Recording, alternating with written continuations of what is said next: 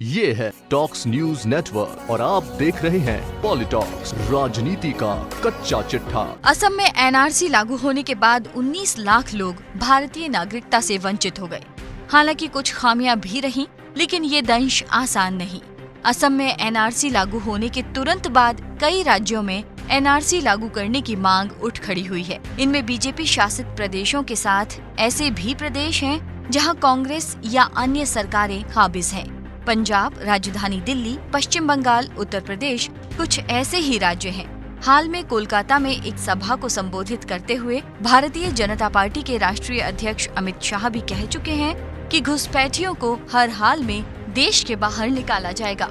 माना ये भी जा रहा है कि संसद के अगले सत्र में नागरिकता कानून को आवश्यक रूप से लागू कराया जाएगा। संसद के पिछले सत्र में पूरी उम्मीद थी कि केंद्र सरकार नागरिकता कानून बिल पेश करेगी, लेकिन सरप्राइज देते हुए मोदी सरकार ने अनुच्छेद 370 पेश कर दिया और जम्मू कश्मीर में ऐतिहासिक कारनामा कर दिखाया। बहरहाल अब कहा जा रहा है कि नवंबर में होने वाले शीतकालीन सत्र में सरकार नया नागरिकता कानून पेश करेगी।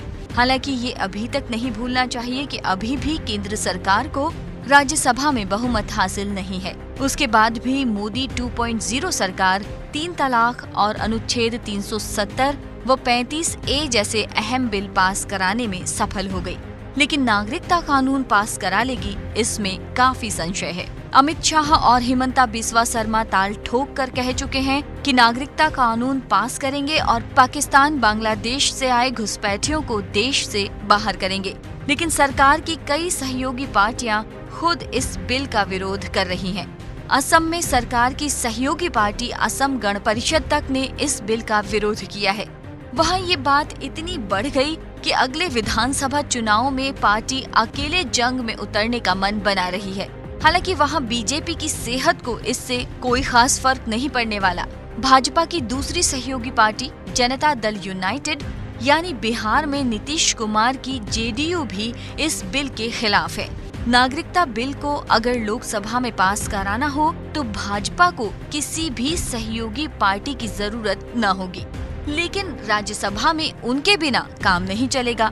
जानकारों की माने तो कई सहयोगी पार्टियों ने 3 तलाक और अनुच्छेद 370 व 35A पर भी विरोध जताया था, लेकिन विपक्ष की कई पार्टियों के प्रत्यक्ष या परोक्ष समर्थन के चलते ये बिल पास हो गए। इस बिल की सबसे अधिक मार पश्चिम बंगाल में पड़ने वाली है। यहाँ 2022 में विधानसभा चुनाव है और बंगाल में पड़ोसी देश बांग्लादेशियों के ऐसे लोगों की भरमार है जो घुसपैठ कर सालों से वहाँ रह रहे हैं। बंगाल की शेरनी और टीएमसी प्रमुख मुख्यमंत्री ममता बनर्जी इस बात को भली भांति जानती हैं कि अगर एनआरसी लागू हुआ तो किसी भी सूरत में उनका स्थानीय सत्ता का मुखिया बनना संभव नहीं है। ऐसे में वे अग्र पंक्ति में आकर इस बिल का विरोध कर रही हैं। इसके लिए ममता दिल्ली में प्रधानमंत्री नरेंद्र मोदी और गृह मंत्री अमित शाह से मिलकर भी आई हैं, लेकिन वहां से उन्हें कोई स्पष्ट संकेत नहीं मिला। भाजपा राष्ट्रीय अध्यक्ष की विचारधारा पर काम करते हुए उत्तर प्रदेश के मुख्यमंत्री योगी आदित्यनाथ ने भी यूपी में कथित घुसपैठियों की पहचान शुरू कर दी है। उत्तर प्रदेश और दिल्ली से सटे कुछ इलाकों में घुसपैठियों की संख्या बहुतायत में बताई जा रही है। यही वजह है कि दिल्ली भाजपा अध्यक्ष और बीजेपी सांसद मनोज तिवारी ने भी राजधानी में एनआरसी की मांग को तेज किया। केंद्र सरकार के साथ राज्य सरकारों के इस कदम से लोगों में खौफ भी है। वजह है कि असम में एनआरसी को सुप्रीम कोर्ट मॉनिटर कर रही थी। यहाँ जो कुछ भी हो रहा था वो कानूनी प्रक्रिया के तहत हो रहा था। अब अन्य राज्यों में ऐसा हो ये अभी तक साफ नहीं है। अभी तक की तस्वीरें देखें तो उत्तर प्रदेश में ये अभियान पुलिस प्रशासन ने संभाल रखा है, लेकिन उनकी निगरानी करने वाला कोई तंत्र नहीं है, न ही इसके लिए कोई नियम बनाया गया है। कुल मिलाकर पुलिस राज से सबको परेशान होने का खतरा दिख रहा है। राहुल जैमन, पॉलिटॉक्स ब्यूरो, दिल्ली। ये है टॉक्स न्यूज नेटवर्क और आप देख रहे हैं पॉलिटॉक्स, राजनीति का कच्चा चिट्ठा।